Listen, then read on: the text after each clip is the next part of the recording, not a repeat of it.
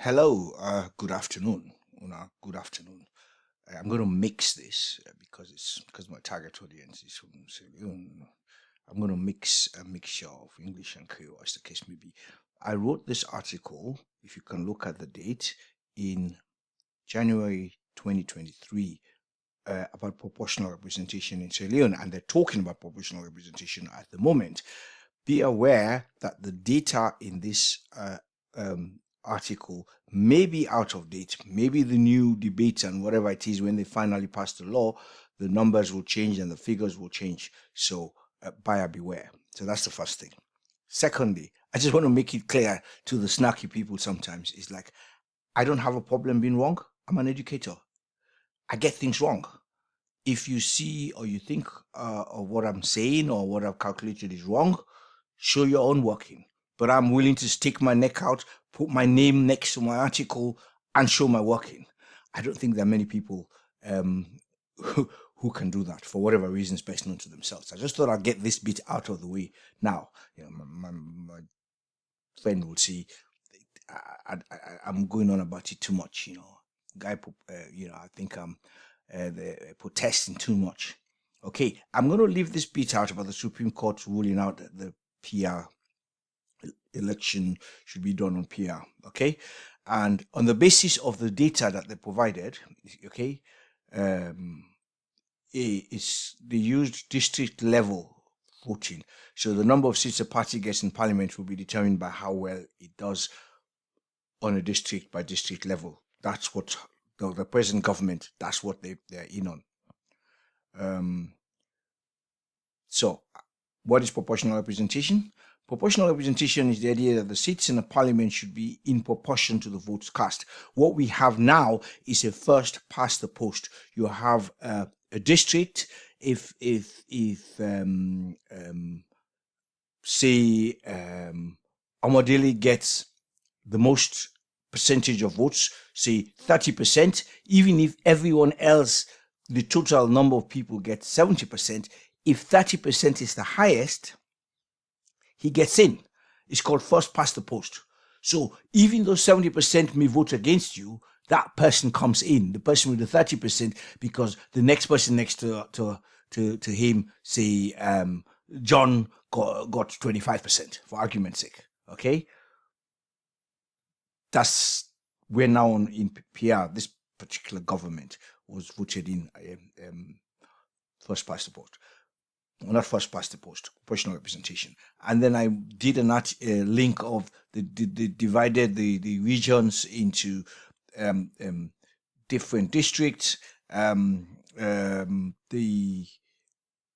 districts had constituencies. I'm not going to go through all the details, and the numbers may change. I have no idea what the present rules will be, but the bottom line is Kanlami, for example, gets 10 constituencies.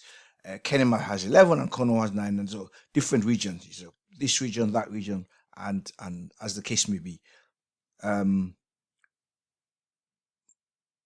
there's a graph which shows the constituencies in the different regions. Okay, so the bit that is important is how to work out seats on a district block voting system, and we're using Port Local as an example. I love Port Local for whatever reason, and this is I gave an example. Say you have 5 parties competing in Port Local, and the number of seats available is 10.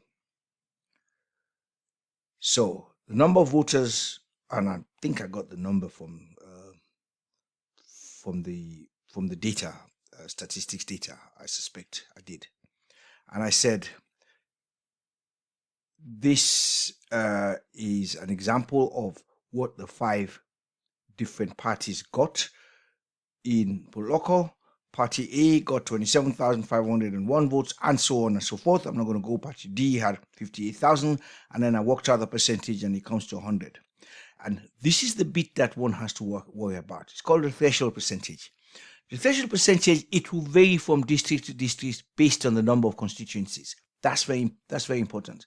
To work out the threshold percentage, you got to divide 100 by the number of constituencies. So because Port Loko has 10 constituencies, the threshold percentage will be 10%.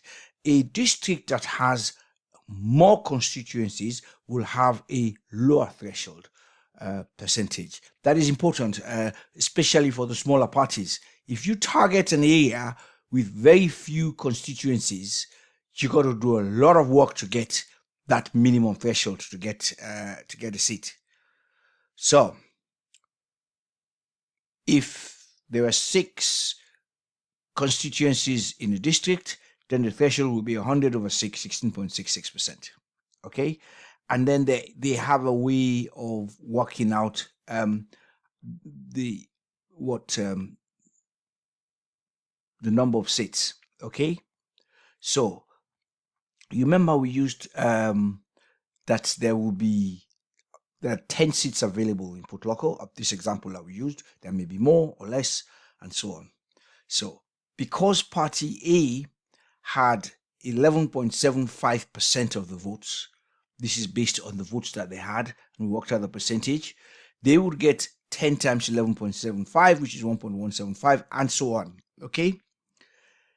Ignore everything after the decimal point. It's just the number before the decimal point that you look at. So Party A will get 1 seat, 1 seat Party B, 1 seat for Party C, 1 seat for Party D, and 1 seat for Party 3.